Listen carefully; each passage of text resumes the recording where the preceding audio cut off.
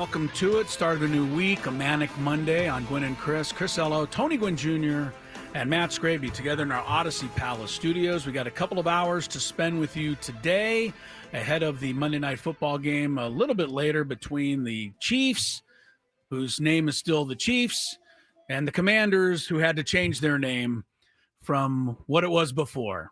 Go figure that one. That one's coming up a little bit later. And logo. I know. I'm still upset. Still upset about that change. Apparently, I have backing on that from the POTUS on that. He didn't like that name change either. So yeah, we're getting to some football to wrap up Week 8 of the National Football League. And we're back to the World Series tonight. Game 3 after a day off and a travel day. Instead of the World Series being halfway over, which most of us figured, the Toronto Blue Jays showed up big, certainly in Game 1 anyway. And they've made it 1-1. They go into LA tonight for the old pivotal Game 3. So that's coming up a little later. We'll talk some World Series. The Aztec football team had another impressive showing over the weekend. Meanwhile, LSU's coach, Brian Kelly, not so much. So, yeah, he's on his way out. So we have so much to get to today. The Lakers won a game without Luka and LeBron last night. That's because Austin Reeves put in 51 piece. I mean, we'll get to it. Put some respect on the hillbilly Kobe out there, man. Well, first of all, I already respected him, because I do think he is a really good player. But a 50-point game, honestly, is no longer what it used to be. There's been like 5 of them. Guys already. are getting it every 5 minutes, but that's because of the way the NBA is. But we got to start, and we'll get to all that other stuff. We got to start with last night at Snapdragon Stadium. An event so big that Tony Gwynn Jr. attended it. Yes. Along with Manny and all of the Alex Morgan and all of the luminaries out there for the first ever playoff soccer match in San Diego's FC's history. And they made it a winning one, Tony, 2-1 over Portland. It was a lot of fun to see everybody, enjoying, major soccer with a number 1 seeded team that, came through at least for Game 1. It was like one of the more amazing experiences I've ever had here. Really? In San Diego. Yeah, it was awesome. I mean, the crowd is great, first of all, right? seeing Snapdragon filled to the brim was the dream, right? Something that I hadn't seen. Yes, yet. J.D. Wicker and company dream of someday that being the case. That bad boy being filled. The SDFC, the fan crowd. Yeah, the ones behind the goal. They had that place rocking from the start of the match till shortly thereafter. They don't stop until it's not over. Not once. There's not one break. All game long. All game long. Halftime in the middle of whatever breaks they have in the match for injury. And not only do they go the whole time, Tony, everything is choreographed. Yeah, I mean they're together on all of it, and as you like to say, they're popping. They are popping. Yeah, they had it great popping for them. last night. They were great. They did it without Chucky Lozano, who was not dressed for the game. We'll have to get into that a little bit, of course. But they did not disappoint. They had scoring chances all game long. Tip your cap to the goalkeeper for the Timbers, because he made 2, unbelievable saves. It should have been over or earlier. It would have been 4. It would have been a 4-1 game. Yeah, It should have been over much earlier. I thought, SDFC, they came into the game or match, but they came. They came into it just peaked, I thought, just wrote because they dominated the first 30 minutes. Portland had no idea. The SDFC was coming after them wave after wave after wave. And like you said, they got the 2 goals. They could have had more. Yeah. But I'll be honest with you. After that, Portland got that 1 goal on the counter. And then the first 10 minutes of the second half, it got a little nerve-wracking. I mean, Portland had a guy 1v1 on the goalkeeper and just chipped it wide of the post. That could have tied it up. Another minute later, the guy was wide open right in front for a header, and he put it over the bar. And then I haven't seen a lot of soccer. Everybody knows I'm not, as steeped in soccer tradition as a lot of you, but I've never seen a guy get 2 yellow cards in less than a minute. Yeah. And all of a sudden, it was starting to get chippy a little bit, sure. But you got it. You can't. Once you get a yellow card, you can't take a chance. Yeah. You're in, and the way he got the first one was, and I didn't fault him for the first one. He felt like he got taken out. He was kind of being held. Pretty hard tackle. Yeah, because everyone was lined up looking for position on a free kick, and he was the one who got caught. Right. It was one of those things. Right. But the second attack where he tried to break up the play, I mean, the broadcaster on television, I'm sure I'm gonna give way to his knowledge over mine. He said the official had to call a yellow there. You can't. That's not an argument. You have to call a yellow, it. And then once as a defender, you have to be extra cautious, right? Because anything deemed over the line at that point could be another yellow, and you're gone. He gets a red, and they play the rest of the match short a man, and that was it. I mean, really, the SDFC. I thought did a great job once they got the lead like that, or once they were the other team was Portland was a man down. SDFC almost had to change its stripes a little bit though, because you know how we love to attack, and it just wasn't smart to do that anymore. I mean, attack a little, but be cautious because you're up a man and up a goal. Yeah. And I thought they played out the rest of the game really nice. They played their game really all game long. Well done. That's something we talked about throughout the course of the season. They play a style that, a mistake here and there, you're going to give up. Yeah, you're going to give up one. Right. But they settled in nicely. I was talking to the owner, Josh Muse, who owns that team, the majority owner of the team. Right. Was he after the game or no, during the game? And how was he watching the game? The same way our most avid Padre fans watch the Padre game, right? Like pins and needles. But he was explaining to me that's how the last 5 or 6 home games have looked. They get a bunch of chances, but they just can't quite put them in. Yeah. That was their first home win in a little 3 bit of months. time. Yeah. Ziegler said it was in the story 3 months since they won a match at home. So what a great way. But it's just a great night. I would highly suggest if you have an opportunity to catch one of these games. They're going to get better and better. The next one's either going to be game 3. A lot of fun. Yeah. Which you kind of hope doesn't happen. Right, You'd like to see them go to Portland next weekend and wrap up the series. But if that'll either be a game 3 or they'll be in the West semifinals. And when they get to I'm going to think positively. When they get to the West semifinals, remember, one game. And they're going to play either Minnesota or I saw it today. Now who's Minnesota playing today? Oh, hold up. I'll get it for you. It's the 4-5 matchup. I had it. Skraby, you're so nice. But you know what? That's fair. I think this is fair to just, make fun of my complete ignorance on the standings in the Seattle. Thank you. From Kiani. Thank you, Kiani. Thank you, Kiani. All right, you can stop the music now. I was just clicking it. He wanted to let it play out as long. All right, so they play tonight possible. in match number 1 of their best of 3. But that'll be crazy when they get to the semifinals and everything's won, and then every slip up or anything could decide it. But it was just a great night, as you said, overall, Tony. It was. How was Manny? Taking it all in? He was pumped. Him and his family were there, as were a lot of not a lot of them, but Ramon Laureano was there. Jackson Merrill was there. Yeah, if you didn't notice, Jackson Merrill chugging a beer on the big screen. It was a cocktail, I've heard. Oh, was it a cocktail? According to Ziegler's story, it was a beer. I don't know what it was, but I've seen both cocktail and beer. Okay. But he chugged an alcoholic beverage on the screen. Well, how old is he? 21. That's what they do. Is he? That's what 21-year-olds do. That's what 21-year-olds do. I'm not saying he did anything wrong. My guy Joe Musgrove was there. He's 22. He's 22. Got a chance to rap with him a little bit.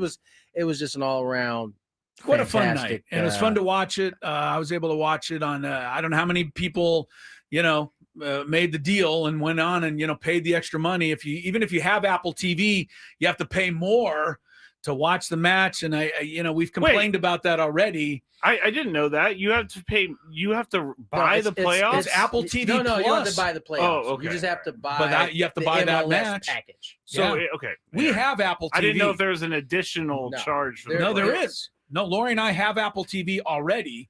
Yeah, but Apple TV doesn't give you. No, anything. you pay for the package. Right. Well, whatever. I had to pay more, but it was worth it, and I was glad I was a part of it because I think a little history was made last night. Oh, so you bit the bullet too? Yeah. Oh. I just bought the match. Oh, so you can buy one match. How much I bought did that the match. cost? I'm curious. $5.99, $4.99. I didn't realize you could buy one match. All right. That's cool though. That's all right. that's probably So ideal. anyway, SDFC is got to win, and that's a good thing. They move on to game 2 next weekend. By the way, get used to paying to watch things like per game. It's happening. I don't like it. I don't like it either. I don't need to pay $4.99 to watch extra. Yeah. Even though the ticket to the match is like $70, $80, the $4.99 is actually a pretty good deal when you consider it. But I will say this, and this goes back to when Apple was doing the baseball games.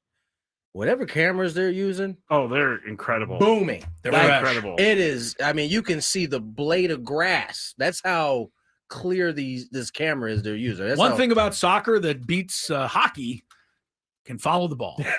Yes, you know where it is at all times. The biggest fan contest returns Monday, November 3rd. It's just a week away, people. That means you have a week to get signed up for a chance to win our grand prize. That's a night in the Odyssey Suite. You'll get 20 tickets for you and your friends to watch a future Padres game, and the whole 97.3 fan staff will be there.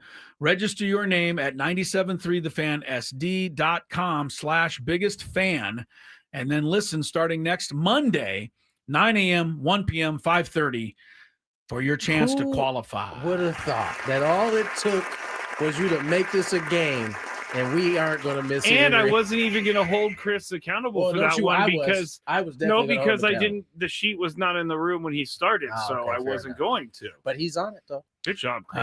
Yeah, that's probably more exciting. That's more important to anybody than anything else I said or Tony said in the first segment. I mean, the Dolphins start winning. Chris starts reading reads. This is a weird world we're living in. Yeah, that is an example of the old anything can happen. So it did. All right, we'll take a break. Come back. A lot more Gwynn and Chris. We got World Series Game 3. We got the NFL Week 8. We got the Aztecs, 5 straight wins. Believe it. Ton of stuff to get to. Underway on Gwynn and Chris. Hey, everyone. Tony Gwynn Jr. here to tell you about my friends at San Diego County Credit Union, where you can experience better banking.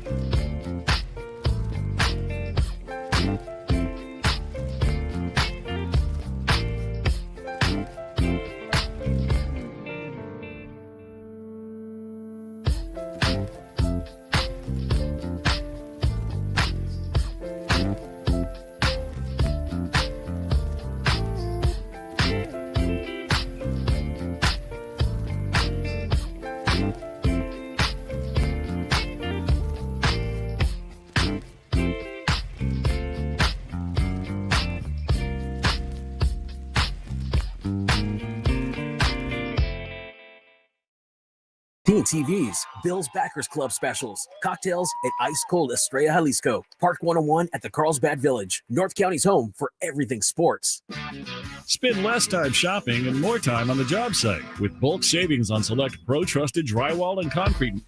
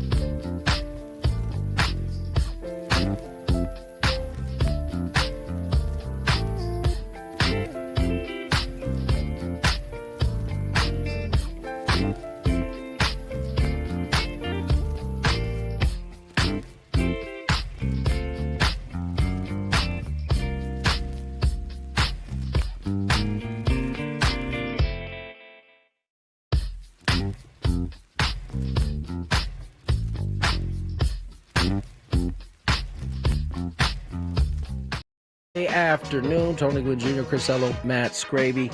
Fresh off of, I would say, a pretty successful weekend in San Diego. I thought so. I mean, the win last night was a must, obviously. I mean, I was thinking in the second half is before the guy got the second red card and, it looked like we were in pretty good shape. I was, I will be honest with you. I thought of a lot of Charger games against the Jets, the Patriots, games that were here in San Diego that we were supposed to win, and we just frittered them away. And I thought, here we are. We're home.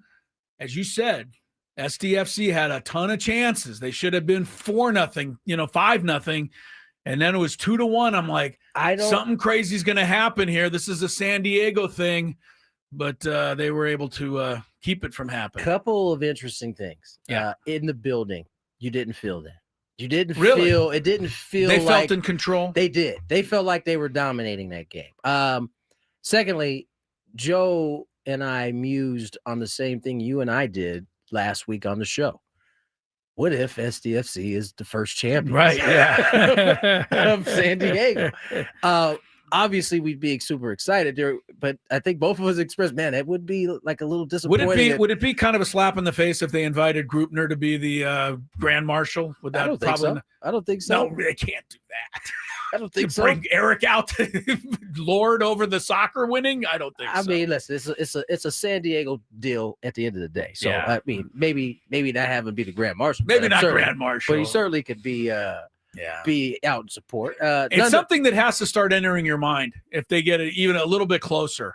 That could be the first one. I mean, shoot, it should be entering your mind the same way it was entering your mind when the Padres got in against the Cubs. Because anytime a San Diego team gets into postseason, that is something that it could be the time. It could be the time. But we talked enough about that. Let's switch gears. The Aztecs on Saturday. Went into Fresno.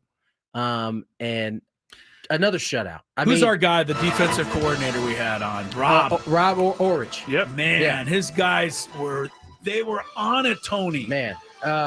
They were on it, not only dominating the line of scrimmage, but the thing I really like, these guys know their responsibilities in the secondary, and they knock passes away that are going to be completed. Yeah. And then they get there and they get, the interception pick six was a beautiful play Lutellier made. And I'm sorry, I'm getting his name wrong probably, but he's a linebacker, Tony, dropping underneath the coverage on a slant. And the quarterback thinks the slant's there. It's not. And he gets there, and he's right then, and he turns at the exact moment to intercept the ball. They really are – you can tell how well they're coached, and they follow it. It's a very disciplined defense. Yeah. And, I mean, outside of the first drive of the game and maybe after the turnover, Fresno State didn't do anything offensively. I mean, once it was 23-0, they had a late drive there in garbage time, but then the Aztecs said, no, we want the shutout. By the way, and they kept them out of there. I certainly tip my cap to the head coach of Fresno. I do too. I thought the same thing you're thinking. It's not taking the cheap field goal. Take the cheap field goal. I totally agree with you. They could have easily kicked the field goal. I give him credit for that as well. But I'll tell you another thing I don't give him credit for, even though I'm speaking out of school because I don't know Fresno State's situation. But they have a quarterback named Warner. His dad is Kurt Warner. Yeah. This Warner has thrown for 10,000 yards in college. He's one of the leading active passers in the nation. He had a bad game the week before, so they benched him. I get it. The kid who played against the Aztecs was making his first ever Division I start. Yep. But wasn't it clear to you that by about 2.5 quarters, this kid wasn't quite ready for this moment? And why they didn't change and bring Warner in to take a shot at the game, I didn't get that. I'm glad they didn't. The first, I think, 2 third downs conversions he got, you couldn't expect that he was going to complete 3rd and 7s and 3rd and 8s all game long. Nah, and he didn't. And he did. Eventually, it started to wear down on him. And but I would have, if I was that coach, I'd bring my starter back. I say, hey, I benched you. Now get back in there. Show me what you can do. But again, I don't know their whole situation. Maybe the guy was hurt. I don't know exactly. Nothing was said on the broadcast. But that doesn't take it away from the Aztecs and what they did out there. I'm loving it. On the road. Yeah, that's a road game. You don't do that on the road. Not at all. They shine through and through again. Latuli. I want to get his name right. Tano Latuli was the kid who had the pick 6. I want to get that.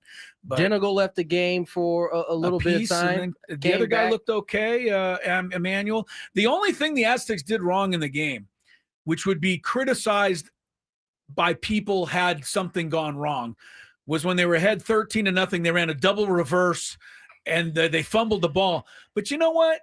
To me, that would have been Monday morning quarterbacking because I like that call. Yeah. But Fresno just blew up the play. And so what? The defense stopped them, and the Aztecs got the ball and went down and scored anyway. And I love the running of the 3-headed, running backs. Sutton had the biggest day. But they don't miss much when they give the ball to Cardwell. Nope. Or Washington. Or Washington for that matter. Those guys all do things. I just love that they cover so well. We're going back to defense. Right, back to that. They got to play a lot of man-to-man, and they don't miss. Those dudes can move their puppies. Well, they had 4 official passes defended. Now, that is actually quite a few, but they've had 10 in a game this year, where that's how many hands they're getting on balls and passes. And then you get Trey White, unleash that guy up front. Man, he's running over people. It's good. 3 shutouts. And in what have they played? 7 games? They're 6-1. It's the school record for Aztecs during their Division I era. Already. Yeah. But in 7 games, Tony, in 5 of the 7, they've given up no touchdowns in the first 3 quarters. You're going to win those games. Yeah. And they have won those games. Now to the conversation piece that we have kind of been touching on a little bit. I know. And Kirk Kinney kind of hit on it. He told us to go away from it, and we said, no, we want to stay on it. 5 straight victories have attracted some eyeballs among media and coaches polls. SDSU received 2 points in the AP poll after beating Nevada 2 weeks ago. The Aztecs had 7 points after a week later, even though they did not play. That was the equivalent of a 31st in ranking. Sunday's AP poll, the Aztecs totaled 14, which was 31st. The Union Tribune rated the Aztecs 25th in their ballot. The AP poll has Memphis listed at 25 with 130 points. There's some notice in the coaches poll as well. San Diego State received 4 votes, 35th place. Last week, 14 votes, 34th. This week, Memphis is 25. Now, that's all important because there is one spot for a non-power 5 conference. They have to give it to somebody. They got to give it to someone. Right now, Memphis is holding down that spot. Yes. But they're Aztecs, 7-1. They just beat South Florida, which is a big win. The Aztecs are close, though. Here's the thing that I'm a little number one worried. You're worried? I am. I don't like. Look. Of course, I'm worried. I mean, I know we're going to go 12-1, and some crazy, thing is going to happen. But Navy is 7-0. They're undefeated, but they haven't played anyone yet. Navy, Memphis, Tulane, and South Florida. There's 4 schools. They're all in the same conference, and they're all in votes right now ahead of the Aztecs. Now, I think the Aztecs can jump a couple of them if they beat Boise State, which they'll have to do. Right.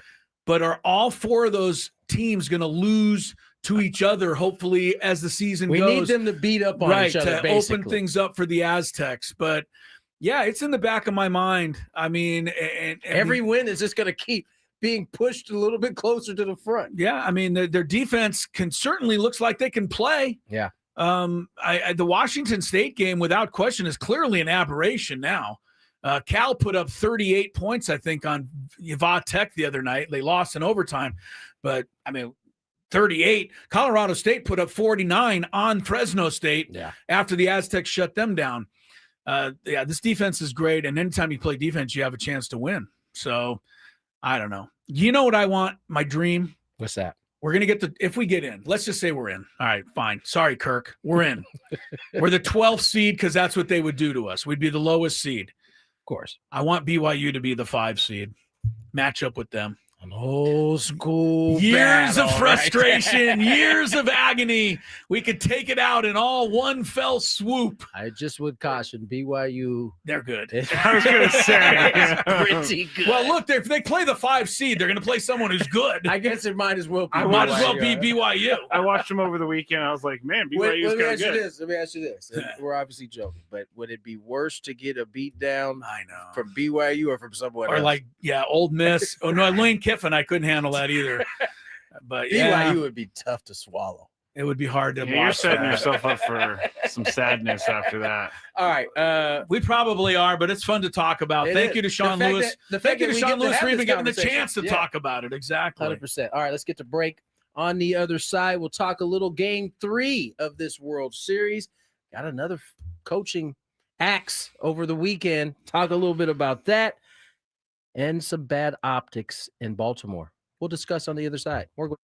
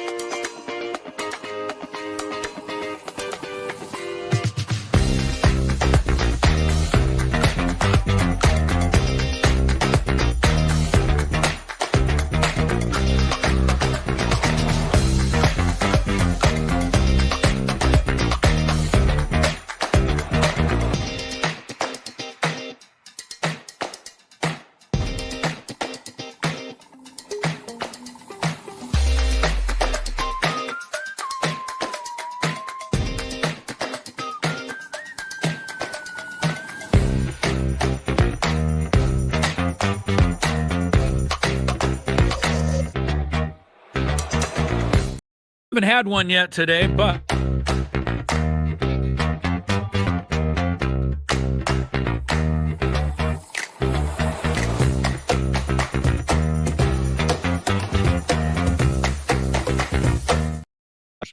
when charged with a crime, and they've been doing it since 2010, visit davidpshapiro.com.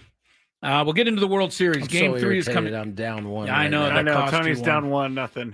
And I also, I can't even move on because there's another read that if I don't read it in this segment, it'll be tied at 1. If you would like to space it out, you can. Just don't forget about it. Hard driving. Yeah, I don't want to say it, but you're cracking the whip on us. We'll get to the World Series. Game 3 is coming up tonight in Los Angeles. Tyler Glasnow, Max Scherzer for Toronto. But any Padre fans out there upset that Craig Albernaz, I've never heard of him. Oh, that's the Baltimore. But he's off the board. Baltimore. He's off the board. If the Padres were interested in him, too bad. He's going to Baltimore, according to sources. That's the one managerial move we saw in baseball this weekend, Tony. Good move by the Orioles or what? I have no idea. Okay. I don't either. I know he was the bench coach for the Guardians. I think the year before last. And it seemed like they had a very together bench, didn't they? They did. So, yeah. Maybe the bench was great. Yeah. When you saw Stephen Vogt managing out front, yep, the bench behind him looked immaculate. Very organized. Immaculate. Nothing on the ground. It was perfect. Yeah. No seeds anywhere. I don't know. It sounds like he's a great communicator, it seems like a lot of teams are looking for guys who can communicate well. We'll see how that all plays out in the same way we're going to see. I've actually heard from some players in terms of thoughts on the college guy, Vitello. Yes. Yeah. There's some skepticism. And I think there's naturally some skepticism because it's a lot different when you're working with 17 to 21-year-olds who choose your school, who want to come to your school and are trying to learn from you to get to the level that Vitello is going to get to coach. So there's some skepticism. And listen, although I saw Logan Webb say that he believes in Buster's vision, that's one thing. Walking in the locker room and getting a feel for what it's going to be like will be something completely different. Do you think that there will be anybody, major league ball player that is going to give it you're going to have to prove it to me? I think. Or you think a lot of them will without saying it? I think a lot of them will have that in their mind without actually vocalizing it, because you don't want to vocalize it because you want it to work. Ultimately, you don't want to be wasting a season, if you will, because a guy can't get the job done. So I'm gonna say that every one of those guys are going to want it to work, but I would say most will have some type of skepticism in their mind. I've been talking a lot about this on the Skraby Show because I am very skeptical of this whole thing. And I read some articles last week about him that already showed me a little, made it more skeptical. Like the fact that he was mad at the media for portraying him as a selfish person. And I'm like, for making the decision, I'm like, he literally said that himself. Yeah, but he was like, it was unfair to me. And I was like, dude, you're getting a job with a Major League Baseball team. He's battling with the media before he ever steps into the. No, he's upset with the Tennessee media. Was this a real? Yes, it was. And then Susan Slusser of the San Francisco Chronicle wrote an article about his growing up and everything. Apparently his dad is like St. Louis high school coaching royalty, and his nickname growing up was, he was the youngest of four kids, three sisters. Leave it to Skraby to find out his nickname. This was in the article, and this was not a complimentary article. I don't think it didn't read that way, but his nickname was the Prince by his parents. Like, tell me that you don't already have some sort of complex when your name is the Prince growing up. Skraby is already looking for more reasons to not like this guy. I will say this, just off the top. As I said, I think I'm very interested to see. You got to give the guy a chance. 100%. But I think that the Vitello thing is more likely to not work out because the players are not going to just be good with it. as opposed to him coming in and just not, being the right kind of guy. But I think he's going to have to be especially good to win a bunch of guys over, and that's going to be tough to do. I think it has – I don't say it has to go perfect early, but it needs to go well early.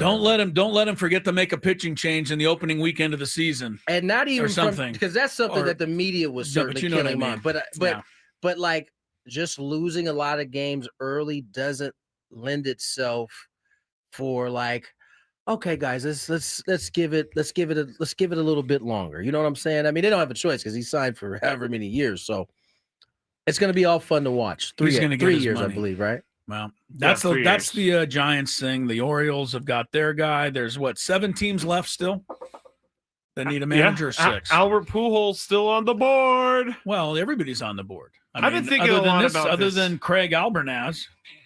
I mean, on Friday night, I was like, you guys look out for this Craig Albernaz guy. He's an up-and-comer. You've been thinking again. Where did this thought take you? My thought is, as much fun as it would be to have Albert Pujols be the manager, You would have rather had Craig Albernaz? No, I'm not saying that. Oh. I just don't know that they have the window of opportunity is open for Albert Pujols to learn on the job. Or anyone. I don't think it's I don't want to knock it, but I don't think managing's that impossible if you don't make it that impossible. Show up, have the respect of your guys, work hard, study, be prepared, have your team prepared, and let them go win baseball games. And I think Pujols can do it, and he's already done some managing. I'm not worried about that. In fact, I would be less worried. Give me those traits again. Okay. I was just throwing them off the top of my head, but I'm going to say be prepared. And be do your homework, do your due diligence, your due diligence, and just be, I think Pujols is going to bring with him a respect at the beginning. As long as he doesn't lose it, I think he can work it. Is there anything because Bob Melvin, I remember we interviewed him in spring training, his final year with the Padres, or no, when he first got there, and you guys asked him, what makes you such a good manager? And he said, probably because of my playing career, I struggled, so I understand what it's like to struggle. Is that a real thing that Albert Pujols is one of the best baseball players of all time, and he never struggled. He didn't struggle. No matter what he tells you. I guess his last couple of years, you could maybe say he struggled, but he was down to about 298. He was hitting like 330, 35, and 100, like for 10 straight seasons. So I don't know. Listen, Albert he knows the game, but I think I would disagree with you, Chris, in terms of managing being very tough, because by all the things you just named, I would say Mike Shildt probably checked all of those boxes, yet he still found his way out the door, whether it was voluntarily or not. I think he found his way out the door in large part because I don't think he was able to couch it all in his own mind. I think that's what drove him crazy, I think. And so that is also a part that you have to kind of handle, as well as you have to make decisions that maybe you don't jive well with yourself. Not going to be the well-liked one. Right. So, yeah, either way. All right, let me ask you this real quick, and then we'll move on to the night's game. What you got? Vitello with the Giants. Let's say Pujols with the Padres for fun. If I told you one of them was going to work out, who'd be more likely? Albert. Okay. Yeah. Not the Prince? Skraby has already had it with this guy. He's going to hang on to that for the rest of his career. I don't know why she wrote the article, to be honest. It was nothing but how privileged he was growing up. Maybe that's just how you that is how his sisters were mad because the parents bought him a car first, even though he was the youngest. Skraby, were they really mad, or was I'm this just like reading the San Francisco Chronicle. She's a Giants reporter. I don't know why she wrote it. Terrific. So, I mean, like, this isn't a Susan issue. I think this is a Matt Skraby reading. I'm going to send you guys this article. Yeah, send it to my way, please. Okay. Right. Before we move on and talk about Game 3 of the World Series, this hour is brought to you by Toyota Poway. It is voted San Diego's #1 Toyota dealer by USA Today. Toyota Poway has been voted San Diego's. It's so good we have to say this twice, I guess. Toyota Poway has been voted San Diego's #1 Toyota dealer by USA Today. Fortunately, I'll have to say it twice. Tomorrow I'm going to put it in there 3 times. Put it in there again, yeah. With APRs as low as 0% and tons of new Toyotas on the ground. No tricks, only treats during the Trucktober sales event. So irritating. Happening now, only at Toyota Poway. We're online, toyotapoway.com. In the heart of San Diego. Good job, Chris, on reading your reads today. All right, game 3. Tony, I want to talk about sports. I'm tired of the read thing. Let's start with game 1. So much better. When and the Blue winning. Jays winning game 1. Yeah. I want to go back to a play that I thought of you on, and because I wanted to ask you about it from your as an outfielder's perspective. In an 11-4 game, it's hard to say there was any one play that was a big play, right? They won by 7 runs. But I thought there was a big play early in that game. The Dodgers were ahead 1-0. They had Freeman on first. They had maybe Betts on second. Nobody out. What inning is this? You maybe remember? The third, fourth inning. They already had 1-0. They had 2 on and nobody out. I think it was the third inning. They had you Savage a little bit on the ropes. Next hitter, Will Smith, base hit to right field. The runner from second comes in to score easily. Now 2-0 Dodgers. The Dodgers are going to still have 2 on and nobody out, except for Freeman rounds second, takes maybe 2 steps toward third, and then realizes probably not going to make it. So he stops, and he's going to come back and just hold on at second. Except for the right fielder, Miles Straw, threw the ball to second, and the guy's waiting for him. And now Freeman has to get in a rundown. He's tagged out. And I thought that was big because you Savage ended up getting out of that inning only 2-0. Who knows if it would have gone to 4-0, 5-0, what would have happened? But I want to go back and be in the mind of the outfielder, Tony, because I understand what Freddie Freeman did. He did what everybody does. You round second, you take a little look, you come back.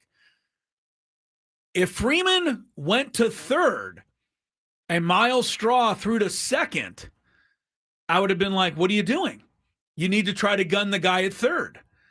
But as it turned out, throwing to second was a great play by Miles Straw. Take me into that as an outfielder and what he was thinking as best you can. You know, Freddie's not running well because of his ankle. Okay.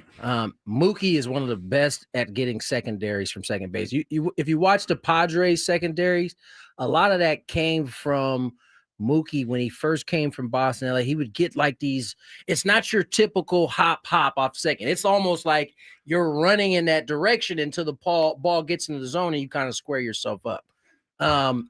So what you're saying, first of all, is he knew he wasn't going to throw home. He knew he wasn't going to throw home. So you're watching how, but you're not going to give that away as you're approaching the ball. Okay. So you're watching as a right fielder. You got everything in front of you. You're watching Mookie round his base. Ball wouldn't hit that hard to the right side, and so really, you don't have much of a chance. And so now you're just watching Freddie how hard he is going to round. Now, when Straw let that ball go, right, he's already determined that Freeman's not going to try it. He's not going to try it, but he's going to have a hard time hitting the brakes. Yeah, couldn't get back. And so he wouldn't have thrown it to second base unless he was positive Freddie was not going to try to go to third so base. he was able to read that. So that's sure. how good of a play this was. Yeah. The ball was hit to him, but as he's running in to field it, he's making the determination that Freeman's not going to try for third, so I can try to maybe get the throw in behind him. Here's the other thing. Because if he would have thrown that to third, I don't think anyone would have even questioned it. It would have been okay.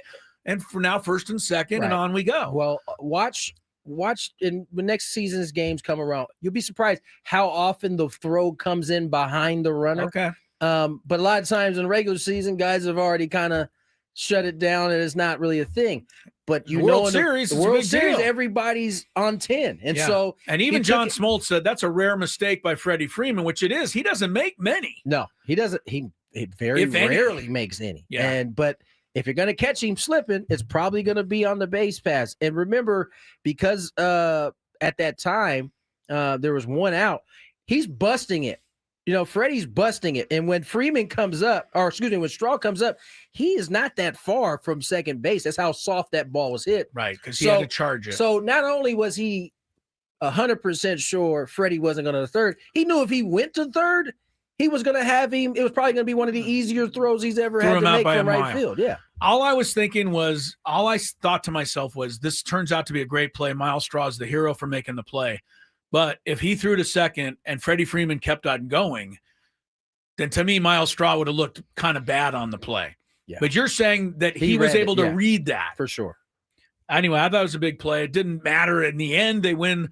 Barger hits home. I don't know if anybody remembers also about game 1. First Blake Snell was not Blake Snell that we've seen. Okay, we all get saw that before we left the studio. Yes, he would just never got it together. But even though the bases were loaded, I just want to point out when he left the game, the score was 2-2. And then Sheehan came in and gave up all 3 of his base runners. And then Banda came in and gave up all of his base. I mean, it was a mess again from the bullpen is what it really was. But if they had a decent bullpen, they might have got out of there with a run or 2. But let's give Toronto, I'm not saying you were, but let's give Toronto a ton of credit, because although Blake was not his unhittable you still got to hit it. Yeah. Unhittable self, they didn't help him. When he was missing with his fastball, they let him miss. They got themselves in counts where they could be a little more aggressive. And again, that's a team that puts the ball in play. Yes, they got a little thump in their lineup. But if you watched a lot of those swings off of Blake, it was, just out there competing, basically finding holes, getting the ball through. They did a great job. They made it really hard on him. Yeah. Like, it was a night where he was struggling, and they did not help him. And had it not been for another unbelievable performance from Yamamoto, I think this series is completely shifted on its head. Now it's 50-50 again, in my opinion. 50-50. In my mind, I think it's about 80-20 that they don't go back to Toronto. But I think that it would behoove the Dodgers not to, right? And which means they got to win all 3 games. I'll say this about Yamamoto, and maybe you'd help me. 20 in a row to finish the game. Was Toronto just not as good as they were the night before, or was he just that good? He presents different shapes than what throws. About 8 different pitches. But it's mainly the fastball and that split, right? And he's got a good breaking ball too. But the difference with like him, or in game 2 versus Blake, was Blake couldn't command it, right? If Blake is commanding it, then forget it. It's tough to see them giving up runs, right? Yamamoto commanded the baseball. Yeah. And it just goes to show you, no matter how hard you throw, no matter what kind of stuff you have, if you don't command it at the big league level, you can be beat. And it can get ugly as fast as it got ugly in game 1. And that goes for Sheehan and whoever came in after him. If you ever saw me throw a baseball, especially from a mound, you would wonder, how in the world is this guy a pitcher? I couldn't throw the ball through that pane of glass. But to be fair, I don't know too many people can get through the glass. But double pane. I think you're talking about accuracy. It is accuracy, location. You put it in a good spot. He's gonna hit you, Darvish, in the face, which is next to the door. You put it in a good spot, you can get people out, and that location is how I was able to even make it as far as I did. All right, so 1-1. Game 3 tonight. Did it have to be Will Smith breaking the tie, by the way, in the 7th inning? He's off to a pretty good start in the series. By the way, he's usually pretty good during this time of year. He is another guy like that, right? Yeah.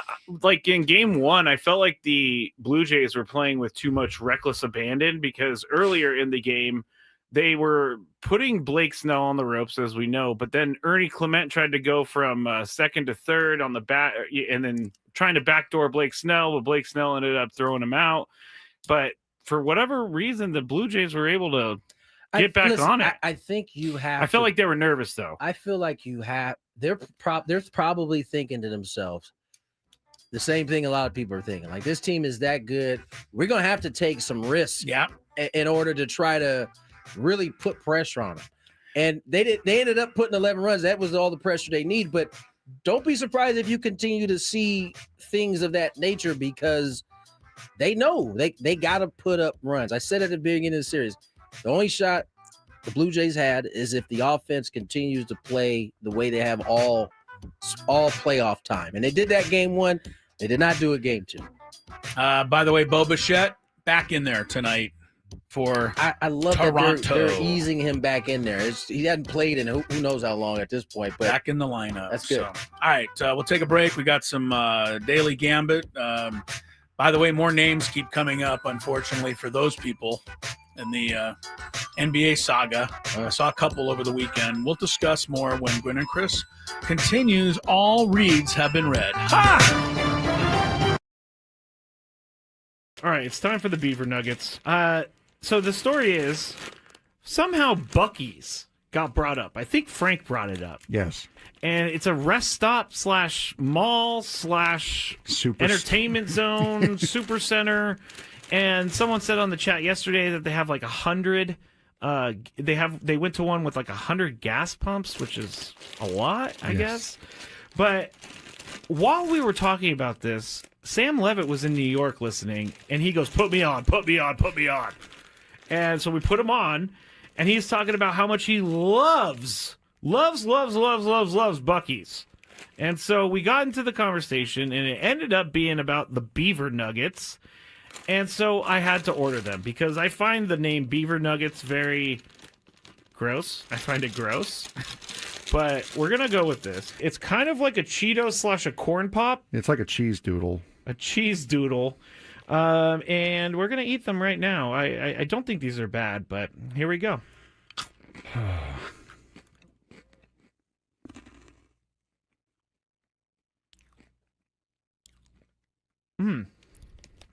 I like it. It tastes like a corn pop.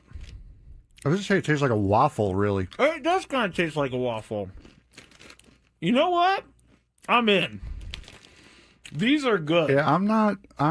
You want another one? No, I don't want another one. But yeah, I mean, it tastes like a waffle, like a waffle with syrup on it.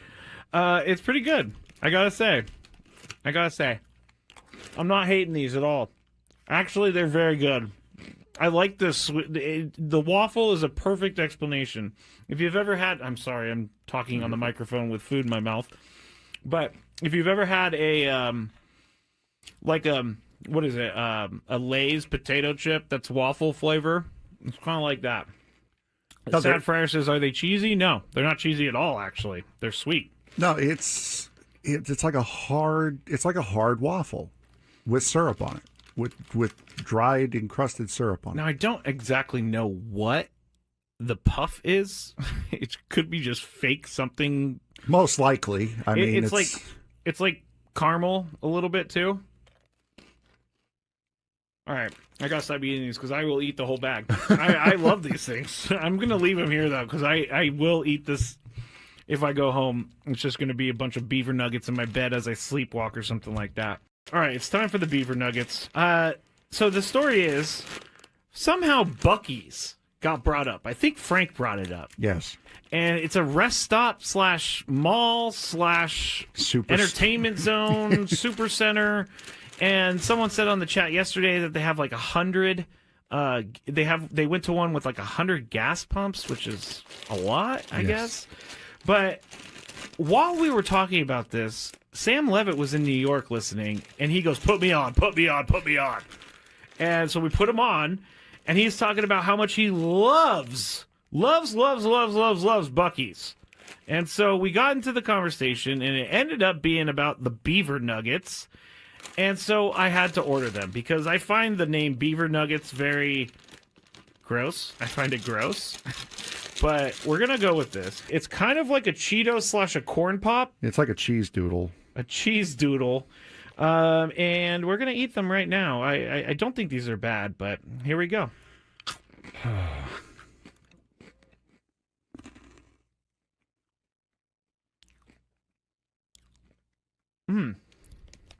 I like it. It tastes like a corn pop. I was just saying it tastes like a waffle, really. It does kind of taste like a waffle. You know what? I'm in. These are good. Yeah, I'm not.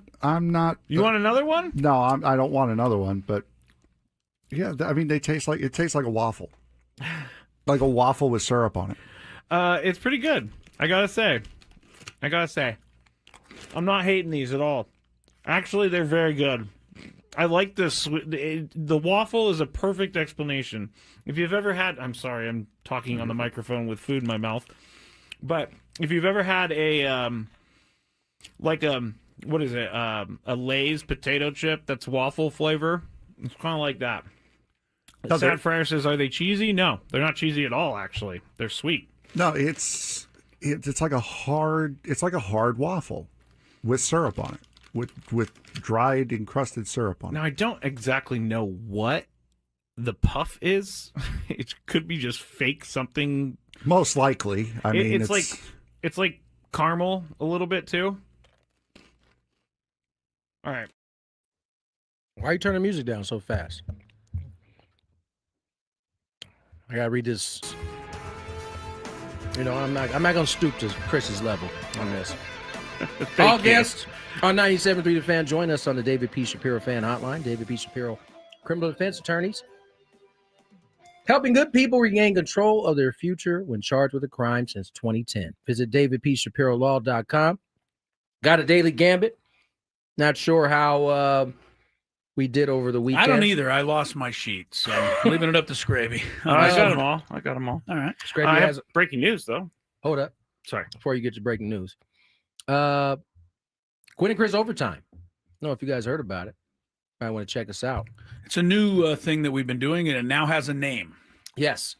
Courtesy of Mr. Ello with the fire Gwynn and Chris overtime. You get some special cut segments of us on YouTube. What's the give us the was it Gwynn and Chris? It's youtube.com/the@ Gwynn and Chris SD.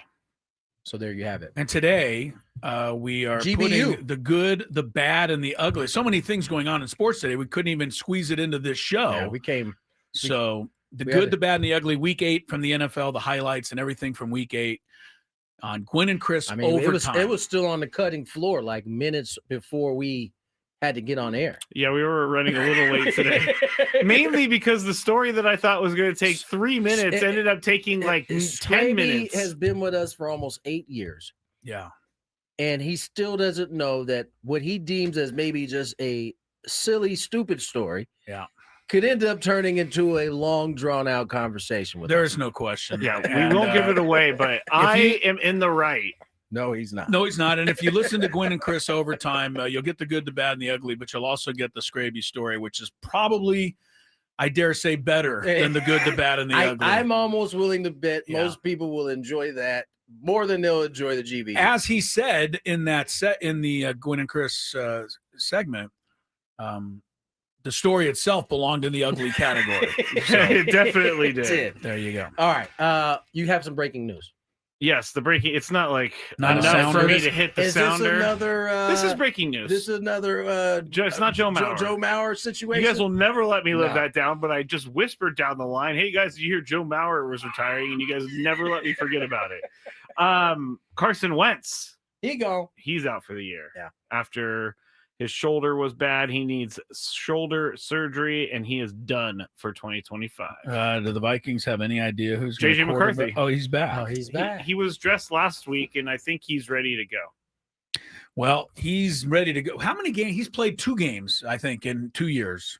It's And true. yet- About right. And yet Tua is the one that gets all the, he's soft. I'm with you, Chris. I'm with you. Can we What stop? are you with? Why is JJ McCarthy getting a pass for constantly being He's only injured? been in the league for like 5 minutes. Yeah, I mean, Tua. But he's been hurt for an hour and a half. Tua played through some head contusions. Like, Tua can't even see straight. Did you know that the game yesterday he had like some sort of his eye was swollen. his shut. eye swelled up. I Yeah. mean, I he can't woke even up and his eye was I swollen. can't even shut. let him play. Like he had some sort of disease or something, and Like something Yeah. bit him. I would think. was that what it was? I don't know. They put like goggles. If you look at pictures from Tua the game, might not be telling us something there, huh? Which teammate punched you? He was wearing a LT shield Oh, out visor. there. Visor, yeah. So maybe it actually wasn't him. Yeah, maybe. Maybe it was some other left-handed guy they found off the No street. wonder he threw 4 Walking around touchdowns. Atlanta. He's putting the ball on the money all day. All right, let's. We figured it out. See, poor Tua. We start by crushing You guys- JJ McCarthy. You guys were supposed to be on his team, and now you're dogging. Yeah. I know. All right, let's get to Daily Gambit. Do you like money? I think about money a lot. Do you like money without doing anything? Winning. Do you want to make money while watching sports? I think Washington is immortal luck. Washington! Woohoo! If you answered yes, this is your segment. Just don't blame us when you lose. Nothing is ever your fault. It's your game. Take it. Gwynn and Chris go through the top bets of the day in The Daily Gambit on 97.3 The Fan. Daily Gambit is our daily sports betting segment here on Gwynn and Chris. Please, everybody, gamble responsibly. We do have, did we have a story? Oh, we'll talk about the Ravens issue here in a little bit, maybe next segment, because they're in big trouble. This might be the worst time to have an injury report. It's an honest mistake, Scrape. You heard John Harbaugh? I gotta be don't honest with you. necessarily think that they were trying to do anything. I don't know. Shady. I think the Harbaughs are just starting. We have to start consider them shady.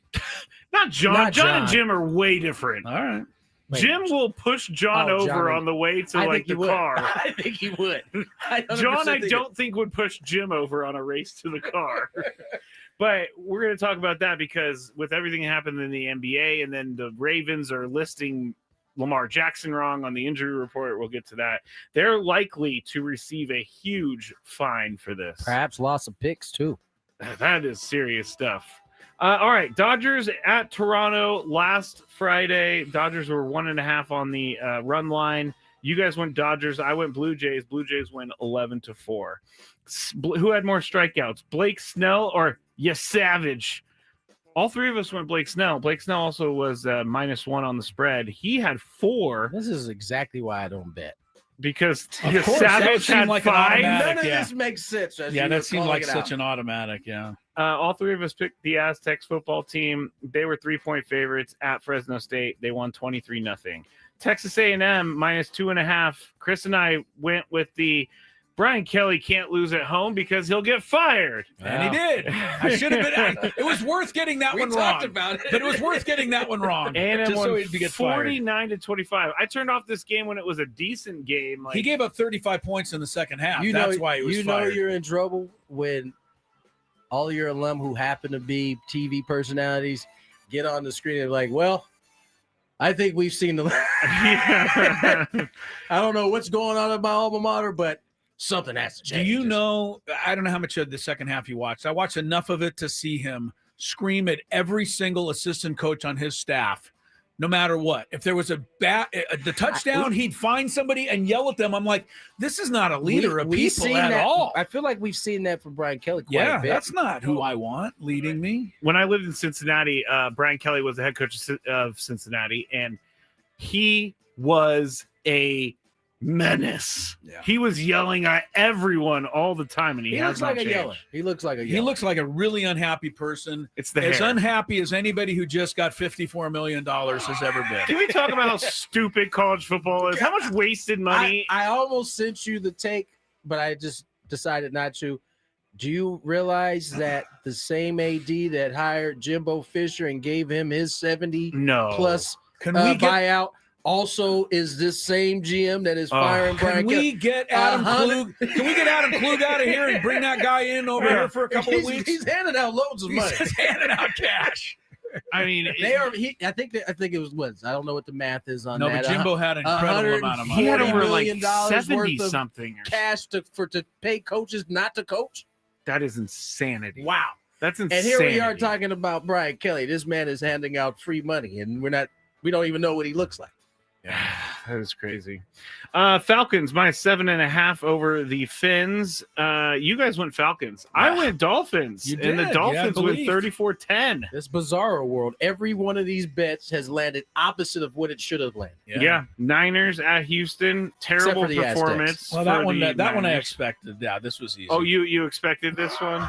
It was over under 42.5 total points. Chris went under. Tony and I went over, and it was 41 points total. Oh, I think the 49ers had like 6 minutes of offense or time of possession in the first half. They never had the ball. Yeah. They couldn't do anything. No. Couldn't do anything. No. Last bet, T-Wolves -1.5 against the Lake Show Friday Lake Show night. had a good weekend. Tony. Yes, they did. Chris They won won T-Wolves. You know who else won 2 this weekend? The Bulls. Doubles. Lakers won 128-110. I I believe believe the Luka Bulls had a big game. I believe the Bulls are 2-0 for the first time since the Jordan administration. The Jordan administration. I don't remember them being 2-0 in a long time. All right, here we go. Dodgers 1.5 again tonight in Game 3 at home this time. Start with you, Scrape. Jays plus the number or the Doyers? I'm gonna go Jays to keep it close at least. I will say one thing: the Dodgers hitting has not been great. I think they need to get going. I'm gonna take the Dodgers though. I still believe this is a 5-game real quick. I got series. the high home view of that play. Which and one? Of the Freeman play you were talking about. Right, yeah. And you can see Miles Straw come up with it, and he's getting ready to throw the third, and he can see He saw it. Freeman stop. And he almost in mid-throw, he kind of like Great job by him on that. Yeah. terrific play. That was a big play. Who you got? Toronto, Tony? I know you don't Yes. want the Dodgers. 8 runs tonight. I'll go first. It's hard to guess under Dodger Stadium. Under. Plus they'll get the how many innings will be in the shadows? 5 o'clock start. I don't know that too many are. Yes. I think it's a little. Sun's going down earlier now. Oh, that's true. Yeah. You might get lucky. Tony, under 8 runs, over under. Who we got? Glass now and Scherzer. under. Scrape. Feel like it's gonna be a little warm up there. Ball's gonna be flying. All right. Go over. All right. Our meteorologist over here. Vlad or Ohtani. We'll go total bases this time. Vlad, Ohtani, total bases. And Tony's up. I'm scared to bet now. Ohtani won the other night because he got that late 2-run homer. Yeah, which my phone going decided back to to blow me Vlad. up about. Going Vlad. Scrape. I'm gonna go Vlad too. Yeah. Last time Ohtani was there, 3 home runs. I'll take him. KC 10.5 over Washington tonight. No Jaden Daniels. Chiefs and the former Redskins. Scraby. Daniel's not playing. Correct. Sorry, but I have no faith in Marcus Mariota. It's hard to have faith in with him. the Chiefs. I think they're just finishing their afternoon meal with the officials. Yeah, There should be ready. Exchanging the money. Yeah, well, they don't even need the money. I think the officials just are happy to do it Do you think for Patrick the good of Mahomes the league. just you know? walks by with like a $1,000 bill in his hand? No, and I just don't think he slaps has to pay them. Okay. This is Travis guys are Kelce. terrible. He must get in the end zone so that they can show Taylor Swift. It's all part of the package. I'm going to take that. I feel like I'm going to take Washington. Then Mariota is going to be just awful. Take Washington anyway. I don't know why this is silly. Tony? Chiefs, baby. Chiefs. I like greatness. All right, here we go with the Bulls are in action tonight at home. They are one of 4 unbeaten teams in the NBA. I'm saying that while I can. OKC, by the way, 3-0. San Antonio, 3-0. Bulls and Philadelphia are the other ones, 2-0. Bulls are 2.5-point underdog at home against the Hawks. And I believe I'm first. I'm going to stick with the Bulls right now. They're playing okay so far, although they got lucky the other night. Orlando, I think, went 3 for 24 from 3. Not going to win that. Tony Gwynn Jr. I think the league is better when the Bulls are good. So Yeah, it's time to start cheating again for the Bulls. right. I mean, let's When's their go. lottery pick coming? Yeah, come on, help us out. All right, Scrabe, you want to go Adam Klug's Hawks? No, Bulls, not balls. Wow, I don't know what that meant. That's a commercial that our show has. Remember when you were talking about Lonzo Ball and the Bulls and balls and Couldn't keep my ball straight. that's true. I think that's what I said. That's true. Okay, Reeves tonight for the Lakers against Portland, 28.5 points, Tony. I mean, he's coming off a 50. 51 burger. I mean, last night, I'm have to say getting at least 30. 30 over. Scraby? I'm gonna go with what did you call him? The The hillbilly Mamba is what it Hillbilly I Mamba. believe that's what they all Yeah, call him, yeah. right? I'll go under. Where do they find him, Tony? I mean, Oklahoma. yeah, great, The University great draft of choice. Oklahoma. One more real quick because Not a draft choice, by the way. Oh, he wasn't even non-drafted. drafted. Yeah. Oh, wow. We're keeping an eye real quick. Minnesota, Seattle, first game of the MLS Soccer Cup playoff. It's in Minnesota. The winner of this series will hopefully be paying SDFC should they win. So who wins game one, Skraby? Minnesota at home or Seattle on the travel? I'll take Minnesota. Minnesota. Minnesota. I like the Sounders. Yeah. I don't know Minnesota's name, so I'll go Sounders. Put me down for the Sounders. I don't know if as well. Minnesota has one. They might just be Minnesota FC. They're I'm not probably sure. Minnesota Yeah. FC. I'll They're take the- Minnesota United FC. Ah, very good. I'll take the Sounders. Seattle. Tony? Sounders. All right. Traffic time, and then more Gwynn and Chris. We got to get out of here at 4, so got to keep it moving, people. Get Ross Traffic Center, protecting San Diego after accidents or injury. Here's Kelly Dan.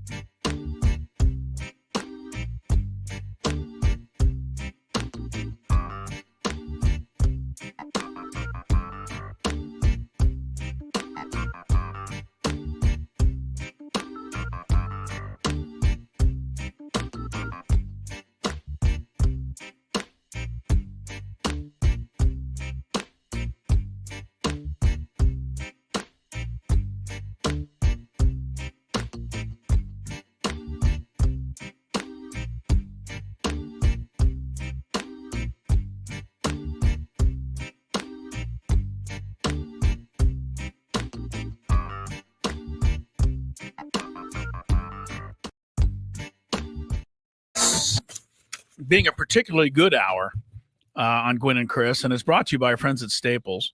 Your local Staples has hot deals, super low prices throughout the store, and everything for your business. Right now at Staples, save up to $125 off your print order. Exclusions apply. Visit staples.com/print for details. This all ends November 1st, so hurry up. Plus, you can save even more with the Easy Rewards program at Staples. Ello, Tony Gwynn Jr., Skraby, Monday Night Football, Commanders, Chiefs. No Jaden Daniels. Would have been a lot more interesting game, I think, had he been able to play. But I believe the NFL told the Washington they must sit him because the Chiefs need this game. I'll put that in for you, Scray. I did hear that story. You heard that story. Yeah, right. Just in case the officials are off their game tonight. We'll see. Don't help the Chiefs the normal Was it amount. you that sent this to me? But there was an article out last week that someone did a ton of research on Chiefs penalties. Nah, it wasn't me, but I've seen them before. It goes all the way back, important moments of the game. Yeah. The Chiefs have faulty research. They have. How is that faulty research? Faulty research. The Chiefs have did you check this from, research, or are you just reading off what he put out? I'm reading off what this person put out on, myfootballblog.com. I asked Andy Reid about that article, by the way. He said fake news. I don't know where he got that. Wait, who said what now? Andy Reid said fake news. Of course, Andy Reid's going to say that. Some journalists, real journalists, went and read the same thing and then decided, let me ask Andy about it. "Quote unquote" journalist. By the way, if any team was really fortunate on officiating yesterday, it would be the Eagles. Oh yes, and I know the Philly fans are going to get all upset, but that sorry, was a fumble. That was a fumble on the tush push, I thought, and they took a giant touchdown away on an offensive pass interference where there was just the tiniest bit of hand fighting, and the guy caught a 75-yard pass, and they called that back. 2 bad calls in my estimation. I had no dog in that fight. I'm just saying. I think this is the reason Brian that Dable the was tush losing push, his mind, by the way. He was, and he deserved to lose his mind because this was a fumble. I know this is Mr. He Hates. deserved to lose Well, his he mind. hates the Eagles. If I'm saying it, maybe there's some I also don't like Brian hate the Dable. Kayvon Thibodeau, he stole the ball before Jalen Hurts hit the ground. They called it that his forward progress stopped. I don't even know what they called But here it is. This is how they're going to get rid of the tush push. We can't officiate it, so we can't have it in the game anymore. This might be a diabolical scheme by the NFL to get it up out of here. He was keep messing up the push tush calls. Don't get them right. He was moving forward. He was trying to reach the ball forward to make sure he got the first down, and the guy wrapped it out of his hand, and they said, "Oh no, not to do that." Yeah. They said, "Oh no," and Dable was like, "What?" They told Dable he couldn't challenge it. It was just a weird situation. You can't challenge it for whatever reason. There's a certain reason, so he tried to challenge it anyway. You said that they had ruled his forward momentum was so stopped, the play's dead at that point. That's why it wasn't as cut and dry as that, Tony, but it was something kind of like crazy. that. Yeah. It was a little crazy. Speaking of Sounds a little like crazy, this gambling thing in the NBA, obviously, everybody's jumping in with reporting names now. And if you're out there, your name might get reported. So the way things are going with this story. Kevin Garnett, his name popped up. And then the latest, thanks to the always accurate Pablo Torre, is that Antonio Gates, they're picking on him now, a Hall of Fame, tight end who hasn't played for 30 years in the NFL. So now he was in on one of these games, apparently. Man, I tell you what, his source is booming right now. He's coming up with all kinds Pablo of can just make up anything he wants now. And if he hits one, he'll be like, yeah, I told you. Semi-right. Thinking that we forgot about the other 11 people whose names he throws under the bus. Trust me, I don't like the names being thrown up there, but you would think that he wouldn't throw these First types of all, of names. Are we out of pocket for saying that it's not coming off the way that it's reported in at least the first couple of stories, right? We had the Belichick one first. Yes. What was the second one after that? The second one, NFLPA. That one, is the jury still out on that one too? Or no, I think they figured that guy. There was some definite wrongdoing in that one. They got that guy up out of that. Yep. Mm-hmm. I don't know. There's one. Yeah. That's all you need. I want to go back to the fumble real quick because Oh, we're Kayvon back to Thibodeau had some great stuff to say, and he makes a good point too. By the way, Kayvon Thibodeau is it's hilarious. Yes. You get a mic in front of him, he's going to give you a good soundbite. He said the refs kind of have a hard job because they don't know when to stop the play. It's tough on defense because when you stop the first surge, the ref doesn't blow the whistle. You get the ball out and you take it. Now all of a sudden it's forward progress. Sounds like some bull bleep to me. Good job, Kalen. He's seemed right. like he worked his way up to that. He started off nice and gentle. But he's Hey, right. hold on, he's not done. And that's the hard part about the situation.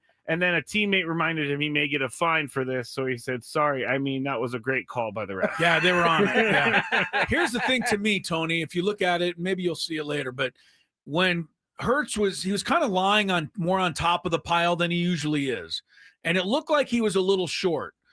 So if they blew the whistle when they said they blew it, he should have been then he short. wouldn't have made it. Right. But when he reached out, he made it, but that's when Thibodeau knocked the ball out of his hand. Yep. So that's what I think he's saying. Thibodeau is like, it's either short because you blew the whistle, Or it's our ball. or it's our ball because Right. he knocked it out. So Dable tried to challenge the fumble at first. He couldn't. And so then he tried to challenge the spot to see if it wasn't enough for a first down. And it ended up being a first But the down. official, in explaining it to the crowd, gave a whole diatribe about it. He The Giants did. sideline asked to challenge the play. I told them that they couldn't. It was like this whole thing. It was kind of It weird was how he kind of presented funny. that.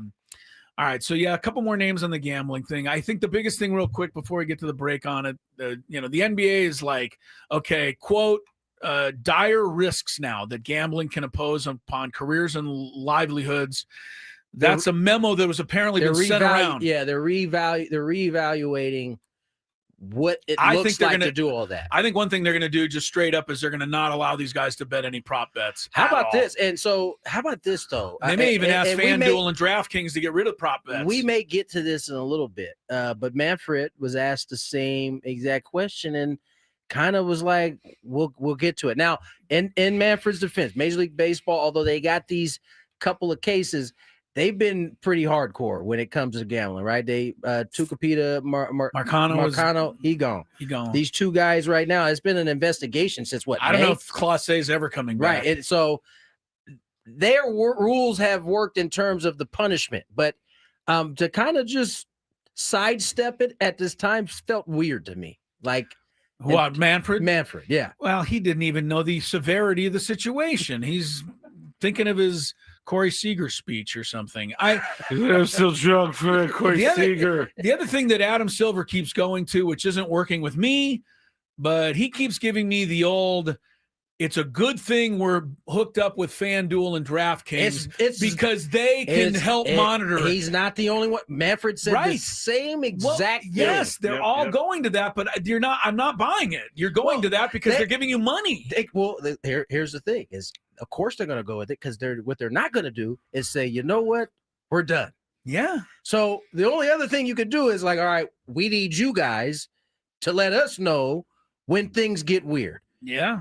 But the problem with and that if you is that- don't, we're going to tell everybody that you're doing it anyway. So that the problem with that idea is that it seems like it's too late by then, right? By the time they get it to you, guys have already stepped in it at that point. We're only 3 days away from it being legal now for college athletes. I'm sure the NCAA wants to double down on that after everything that's happening. This just shows you, man, when there's this much money at stake, Just think idiot. that they Common don't care. sense is It's tossed just out to the wind. window. It's out the window. Do you think, what are the NHL, what if they, because they can't be making that much. What if they said, you know what, we won't do it. We're out. I think they could win more brownie points for doing that. I don't think so. No. I think our society They'd still lose out in so the end. entrenched in gambling at this point that No, but I'm just saying if the would have NFL fans that would be pissed that they weren't doing it. No, but if the NHL said we're just not going to be sponsored by FanDuel anymore or DraftKings. Well, I mean, we're going to, you're not going to get in bed with gambling if you're not going to make the money. Here's the deal. It doesn't stop people from still gambling on it. And certainly if your players if the players decide to gamble, it might be easier to get away with it at that point if your league is not dialed in the way that they're dialed. The problem is that betting, I shouldn't say the problem. The issue arises when we made sports gambling legal right in as many states as we've made it. Yeah. It just, you can't put that it was back. where That's where it the all toothpaste went, started right. coming out. That's where it all went left. The courts ruled that it was legal. And what I said about Chauncey Billups being lumped in with everything, I had at least 3 people this weekend ask me what did I know about Chauncey Billups cheating on NBA games? Because that's what people saw. Right. He You not should even just make up accused of stuff. that. You should just be like, well, yeah, I heard he like sat someone when he wasn't supposed to. You should like mix up the poker board in there somehow and how it got done. No, it's a crazy world. All right, we got to go to break. Big 5 coming up next. More Gwynn and Chris. Woo!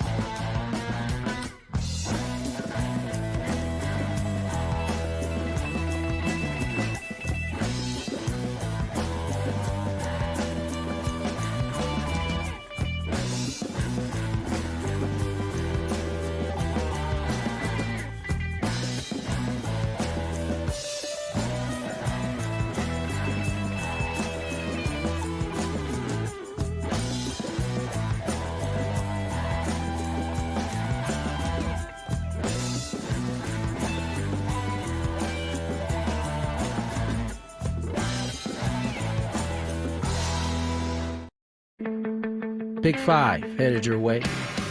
No reads in this segment for me. What? So I will lose today 1-0. Congratulations, Chris. First got them victory. all in? Yep, you got them all. A rarity. Only one miss. You know, the positive of this thing is that we are walking around or ending shows with maybe 1 or 2 missed reads where we were leaving a lot of days, 6, 7. What am I? 6, 7. The biggest. I think the biggest thing that's happened today is I haven't counted a Scraby yet. No. He might be on 0 Well, at this point. I think he's played this smart. He has not talked nearly as much as he normally does. He also made up for it by a couple of mistakes on the Gwynn and Chris overtime that you'll hear coming up. How did I make a mistake? I don't know. You just kind of did. There was some issues. And he still has a Big Five he has to get through. So we'll see. Ooh. Traffic, Big Five next. Now I'm nervous. Yeah. From the 855 Get Ross Traffic Center, protecting San Diego after accidents or injury, here's Kelly Danick. Just a few things to mention here. Northbound 15 before Poway Road, stalled pickup truck over the right shoulder of the HOV lane. Also in the East County, a couple of problems. Eastbound 8 before Mollison. Accident over the right shoulder. Emergency crews got that right lane blocked. Up ahead before Los Coaches. Got a collision in the clearing stage. Everything is over to the right shoulder. And Kelly Danick with Gwynn and Chris, San Diego's #1 sports station. 97.3 The Fan. It's that time of the show when we check on the latest in sports. Only the most important topics and questions are brought to light. Stop what you're doing and listen. These news stories will astound and amaze you. The one, the only. Oh my God, who the hell cares? The Big Five starts now on 97.3 The Fan. If you love Mediterranean food, try Spiro's for authentic Mediterranean cuisine in Coronado or La Jolla. For dining or takeout options, visit spiroscuisine.com. All right, show is over, guys, at 54, so we got to get going here. And we're going to start with something that happened over the weekend with the Ravens. Now, everybody's talking about this. I'm not sure how big of a deal it is, but everybody says it's a huge deal. So John Harbaugh, the coach of the Ravens, said it was an honest mistake, but they listed quarterback Lamar Jackson as fully participating in Friday's practice, and he should have been listed as limited because he didn't take his normal or any reps with the starting offense. The Ravens told on themselves, and they changed the designation on Saturday. The league is now investigating what was a clear violation of the injury reporting policy. Basically, the league is going to have to determine whether or not the Ravens deliberately try to conceal Jackson's true status. And with everything that's happening in the NBA, they're thinking maybe not a good time. Maybe a little sensitive to that. Maybe a little sensitive to it. So, Chris, you're up first. Do you think the Ravens did something highly egregious here? Maybe borderline nefarious. What? No, I don't think so. I think they got confused by the wording of it all. He participated fully, but he was always running the scout team. That's what I was told. So he did. He was in the whole practice, and that's what I think the Ravens misread it. And then they realized, okay, if you're not running the first team, you have to state it elsewhere. I believe he was running the scout team. Yes. Is that what you just said? You ever heard of Carl Sheffers? Did he just say scout team? He said I didn't that hear first. Scout team. He said that first, and then he said if you're not on the first team, you can't be. I don't remember hearing scout team. Well, go back and listen to it later, but that's your first. That's your first one. That's not a mistake. It's a total mistake. That's not a mistake. Definitely a mistake. Real talk. We might need to get you checked out, dog. You didn't remember that? He literally said it. I honestly wasn't listening because I was doing the board and stuff. Okay. All right, we got to go quicker. So I'm going to just say one last thing. I think the fact that John's last name is Harbaugh is getting everybody to take a deeper look at this, though, even though he's been the honest one over the years. Of course, Mr. Schefter says the NFL is investigating, and he's making it sound like it's going to come down on him. You think Cash Patel's in on this investigation? Yeah, I mean, he may be. He may be. So, Chris, you don't think should they be punished heavily? I don't think so. I don't think so. Tony? No. Number 4. We've been talking a lot about sports betting, obviously, and some of the dark parts of sports betting, which includes some players throwing games or performances to help someone win a bet. But I got in a conversation over the weekend, and I couldn't find an answer. Tony, what will it take for us to lose faith in sports? We would have to see it at a large scale. And Chris gave me a weird look. When I say faith in sports, it's not real. It's not rigged. It's WWE. Right. That's not WWE.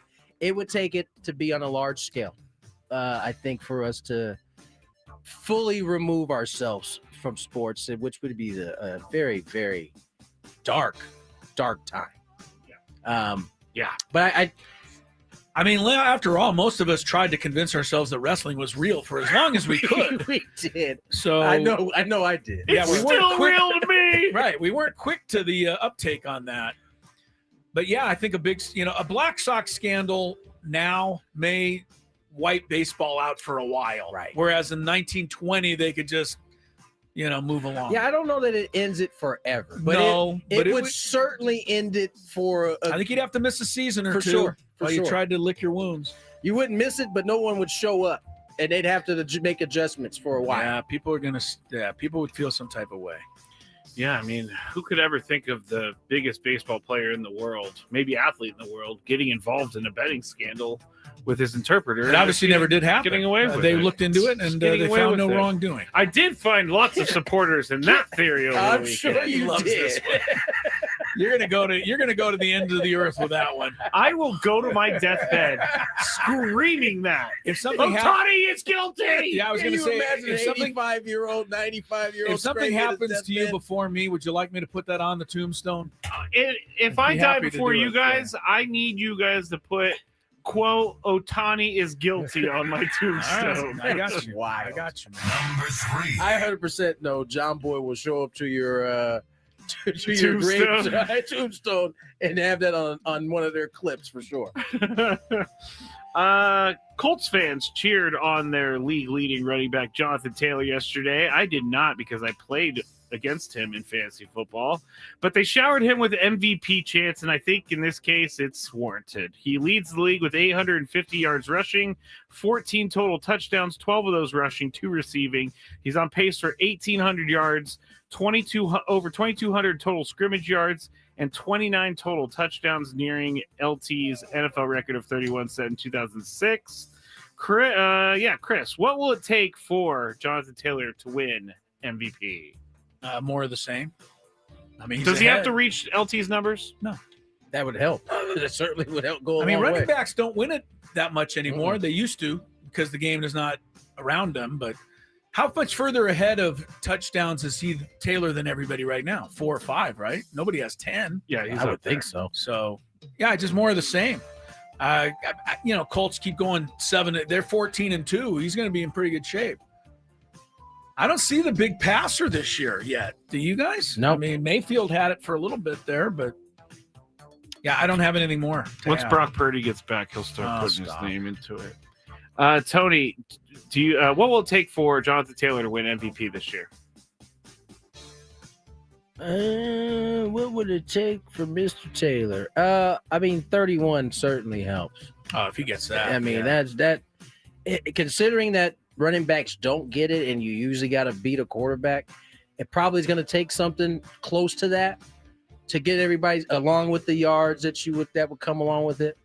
But it's the running backs clearly right now have to do more. I know it certainly feels like there's a little bit of shift in how the value of running backs with some of the better backs, young backs coming in the league, but I think it's going to take a big lift for Jonathan Taylor to get that MVP. He's 150 yards ahead of everybody, and yes, he's 5 touchdowns clear of Josh Jacobs and Javonte Williams right now. That's a lot. No, only 100 yards because James Cook III had 753. He had 2. He had a big 200. By the way, Jimmy. Jimmy, is he on your fantasy team? Oh, I got you. That is a good guy to have on your fantasy team. Not really. They haven't thrown him a pass in 3 games. And I'm really getting tired of it. The guy just ran for over 200 yards. Yes, if he can do that every time, that's fine. But I'm gonna need some pass catching. I need a couple of throws. Yes. Number 2. LA Clippers fans took the opportunity to rub salt in the wounds of the Portland Trailblazers yesterday as they chanted FBI.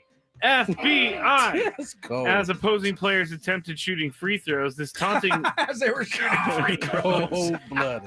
This taunting of the Clippers' West Coast neighbors comes just days after, we all know, FBI arrested head coach Chauncey Billups for his alleged involvement in the gambling ring. Billups, along with Miami Heat guard Terry Rozier and former NBA player Damon Jones, blah, blah, blah, blah, blah, blah, blah, blah, blah. What the Clippers fans aren't realizing is that there's still an open investigation into whether or not the owner gave Kawhi Leonard a bunch of money for doing nothing. Yeah, wait till the Clippers go to Portland. I bet you they'll have something lined up. I mean, there's nothing as good as FBI, though. It's a good one. Solid. I think solid. It's solid. I think Cash Patel would be better. Cash Patel. The same. Tony, you're up first.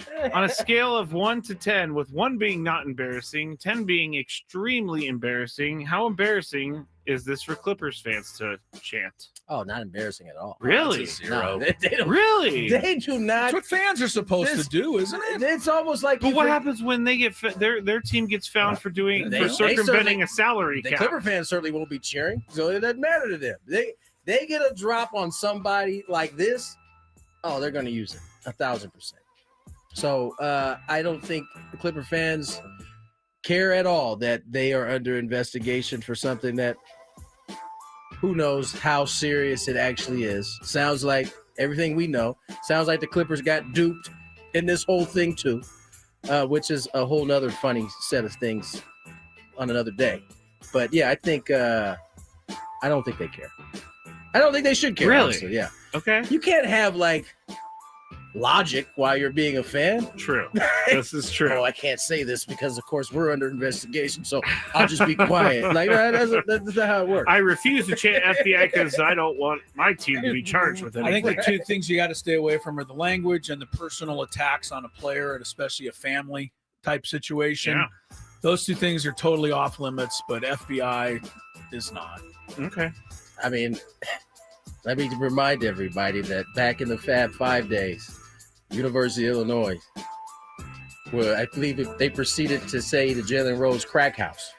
They were yelling that out during the game. So okay, yeah, you know this is how it goes. This is a nice chant. Number 1. All right, so there's something that happened during Game 2 of the World Series that not many people understood. Every year, Major League Baseball does the Stand Up to Cancer thing, which I think is great. I saw Scott Miller's name with this. Ken Rosenthal gets a point. Yes, it's the only time that Rosenthal gets a point. Too many, but I'm giving that one. You did have Scott Miller's name, and I think it really just makes you realize how many people really are affected by cancer. However, this year, after the 5th inning, Major League Baseball decided to hold a Jonas Bros concert in the middle of the game. Some people on the internet caught me by surprise, I must tell you. Caught everyone by surprise. Yeah. Some people on the internet wondered why the lip-syncing Jonas Bros were doing a halftime show. Did you see how bad it was? No, I fast-forwarded through it. I didn't see it. I didn't watch it. They were wondering why they were doing a halftime show during a sport that doesn't have halftime. So, Chris, you're up first. Did you have any issues with the concert? Insert a halftime show in the 2nd inning. Did you have any issues with the concert in the middle of the game? I'm gonna say yes. I just enough's enough. Yeah, taking it away from the Stand Up to Cancer. You can't give baseball a halftime now. And I also don't think it's fair to the pitcher who's got a little bit of a time mechanism to go out and warm up. No, nothing, Tony? You're okay with this? No. Okay. No, it's not fair. Okay. All right. Yeah. It just, you're creating something that, and nobody's going to, like, are you going to start promoting it now? At the end of the 5th inning, it'll be, no one cares. Yeah. You're there to lock in on a baseball game. There was for 9 nobody. innings. Everybody just wanted that to be over, including the Jonas Brothers. I'm pretty sure they did not want to be there. Yeah. This was crazy. Tony, did you have issues with the concert? I didn't see it, but I would have had issues with the concert. Like, it was just badly played. Especially for my fellow big leaguers that are like I also think it took 33 and older. Yeah. Like sitting down and letting a concert while you're trying to stay hot. Yeah. That's not fair. That's not ridiculous. fair to the pitcher that has to go out that particular half inning. I wish they would have done it tonight, though. With Max Maybe Scherzer, they will in LA. With Max Scherzer on the mound, he would have blew a gasket. Oh, that would have been He might have gone out to right field and tackled the Jonas Brothers. He certainly would have been on the mound throwing warm-up pitches while he was waiting, for sure. That would have been amazing. Yeah, and I also think it took a little bit of the steam away from a very poignant ceremony, which I think the Stand Up to Cancer should stand on its own. I think so If too. you're going to do it in the manner in which they did it. Some exec somewhere was like, you know what? Seems too sad after we do Stand Up to Cancer. Let's throw a concert right after. Do you think the Jonas Brothers How are fast available? you think you can get them out there and get them off the field? Oh, that's why they didn't do it on the field. No, they were in right field. Yeah. Up in the Either way, stand. how fast do you think you can Tony be was done with so this? uncomfortable. Yeah. You have the fake people there, like dancing. That's what the executive would have said first was, how fast can you have, oh, sir, I don't know if we I can get don't them know on if we field. can do that, sir. How about right field? And you could just By tell the way, John Smoltz. there would be no place to pull this off at Chavez Ravine. They'd have to do it on the field. There's not enough space on the concourse unless you don't want anybody to see it up underneath the They stands. have to find a space. Yeah, there's they have to find a space. I guess they for have the new bros. right field area. They could do it. Which I always, We're going to Hollywood tonight. I mean, the Dodgers may have to clap back with something here. Please don't. I hope they don't. Please don't. Yeah. Kendrick Lamar's going to come out and sing Well, that would be kind of sweet. Kendrick, he's got to troll Drake. It's got to be playing before the Toronto. game. It can't be during the game. Oh, That's he for sure. has. You're right. He has to troll Drake. Yeah, because it's it's the LA Blue Toronto. Yeah, Jays. he's already beat him. I down mean, enough at I this felt point. bad. I started doing research on the Jonas Brothers. I'm like, that third Jonas brother, no one cares about. That poor guy is. We got Nick and Joe and who? Kevin. There you go. No one knows who Kevin Jonas is. Hey, I deserve credit for getting two. You do, actually. I didn't even. I only knew the one. I only knew Nick. That was it. I don't know how I came up with it. Oh, wow. All right. Is that us? That's it. See you guys tomorrow. Chiefs. Who's the other team? Reds. No. Nope. WFT. Man, how many other teams do you got in there? Chief Guardians up next. See you guys tomorrow. Guardians. Guardians. He said Commanders. Guardians. 3 mistakes. Patrick Mahomes.